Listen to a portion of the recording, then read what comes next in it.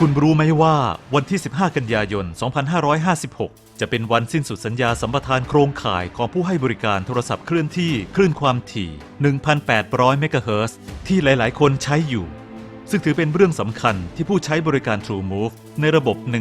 1,800 และ DPC ระบบ 1,800 ควรจะรับทราบเอาไว้ แต่ไม่ต้องตกใจ เพราะกสทช.จะคุ้มครองผู้ใช้บริการบนคลื่นความถี่ดังกล่าวกว่า 18 ล้านคนไม่ให้ได้รับผลกระทบจากสภาวะซิมดับหรือใช้บริการไม่ได้ต่อไปอีกเป็นระยะเวลา 1 ปี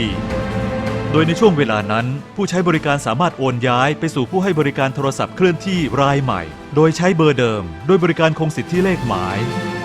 ส่วนคลื่น 1,800 เมกะเฮิรตซ์ที่หมดสัญญาสัมปทานลงนั้นจะเป็นภาระหน้าที่ตามกฎหมายที่กสทช.ก็จะนำไปจัดสรรหาโดยวิธีการประมูลหาผู้ให้บริการรายใหม่จึงนับเป็นก้าวของการเปลี่ยนผ่านจากระบบสัมปทานสู่ใบอนุญาตเพื่อการพัฒนาสู่การแข่งขันเสรีอย่างเป็นธรรมในอุตสาหกรรมโทรคมนาคมอย่างแท้จริงกสทช.